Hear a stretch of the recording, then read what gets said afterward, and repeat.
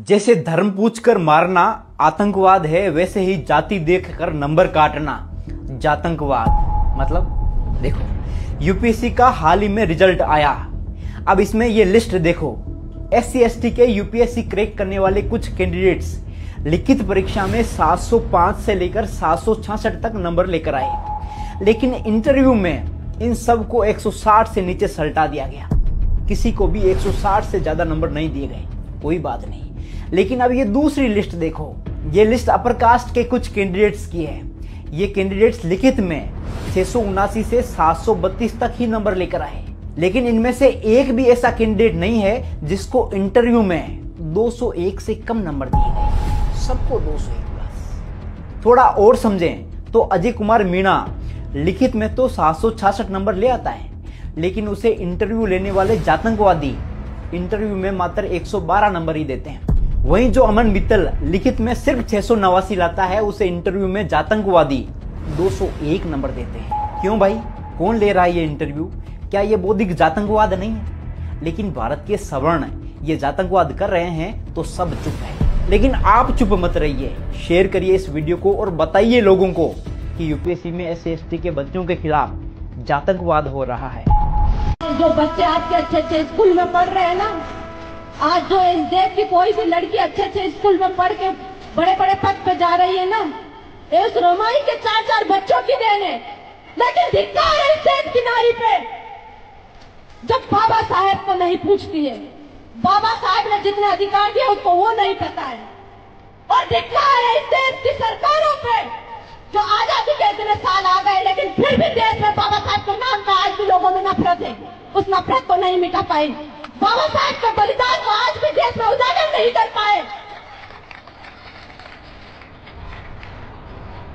और धिक्कार है उस कौम पे, धिक्कार है उस कौम पे जिसने बाबा साहेब की 4 संतानों की बलि ले ली, लेकिन अपने निजी स्वार्थ के कारण वो बाबा साहेब के सपनों का भारत नहीं बना पाए। सिर्फ भाषणों तक सीमित रह गए, सिर्फ हर वाला तक सीमित रह गए, सिर्फ अपनी राजनीतिक कुर्सी बचाने के चक्कर में सीमित रह गए, चाहे वो कोई भी हो। मैं कहना चाहती हूँ मेरे समाज के उन लोगों से, मैं कहना चाहती हूँ मेरे देश की उन युवा पीढ़ी से, क्या किसी भी राजनीतिक पार्टी में रहो।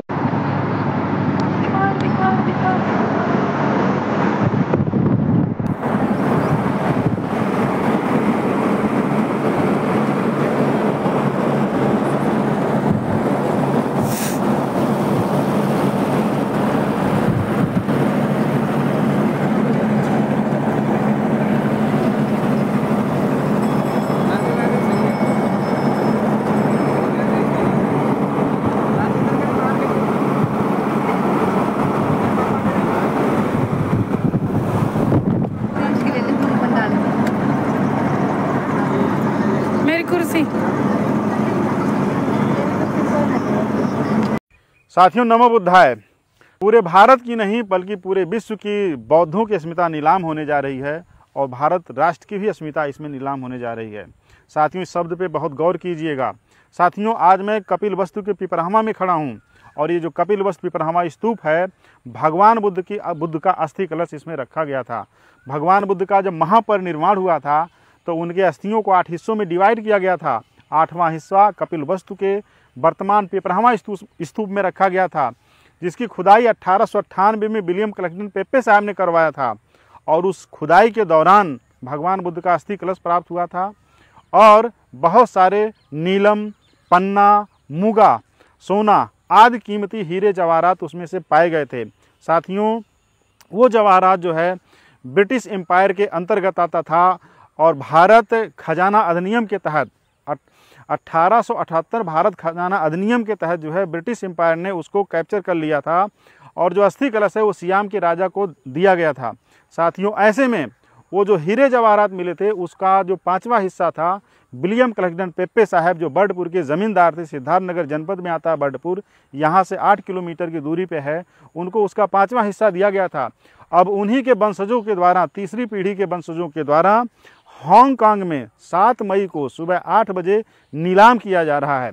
साथियों ये कितने शर्म की बात है कि भगवान बुद्ध से जुड़े हुए जो आभूषण थे, जो गहने थे, वो आज जो है इंटरनेशनल मार्केट में नीलाम होने जा रहे हैं। साथियों इस न्यूज़ को कवर किया है द गार्जियन ने किया है, बिजनेस स्टैंडर्ड ने किया है और ईस्ट इंडिया न्यूज़ ने भी कवर किया है।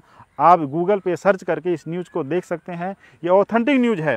लेकिन साथियों माननीय नरेंद्र मोदी जी से, राष्ट्रपति द्रौपदी देवी मुर्मू जी से और उत्तर प्रदेश के वर्तमान मुख्यमंत्री माननीय योगी आदित्यनाथ जी से मैं विनम्र अपील करना चाहूँगा कि प्लीज़ भारत की अस्मिता, भगवान बुद्ध से जुड़े हुए आभूषणों को नीलाम होने से बचा लीजिए, क्योंकि अगर यह विश्व मार्केट में नीलाम होगा तो भारत दुनिया के सामने कभी भी अपने मुंह को, अपने सीने को, अपने आप को जो है कर्तव्यनिष्ठ के साथ जो है नहीं दिखा पाएगा। साथियों माननीय नरेंद्र मोदी जी और भारत के दूसरे नेता जो विदेशों में जाते हैं, बौद्ध राष्ट्रों में जाते हैं, तो भगवान बुद्ध की मूर्ति उनको देते हैं और कहते हैं कि भगवान बुद्ध हमारे यहाँ से हुए हैं।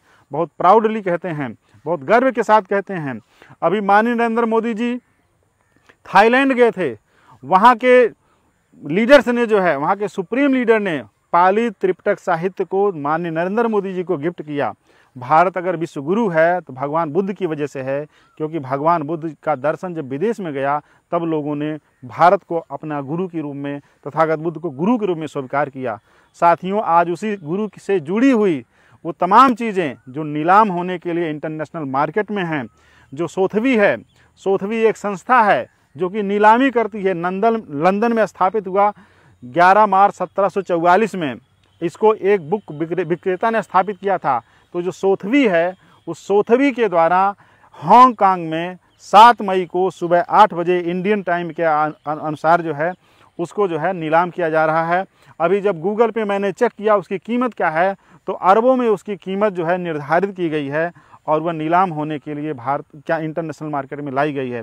तो मैं भारत सरकार से और तमाम बौद्ध राष्ट्रों से और यूनाइटेड नेशन से, आर्कियोलॉजिकल सर्वे ऑफ इंडिया से, भारत पर्यटन मंत्रालय से, संस्कृति मंत्रालय से ये मैं विनम्र आग्रह करता हूँ कि प्लीज़ ऐसा ना होने दीजिए, क्योंकि अगर ऐसा होता है तो भारत पूरे दुनिया के सामने जो है अपने सिरमौर को गंवाएगा और अपने मान सम्मान को ख़त्म कर देगा।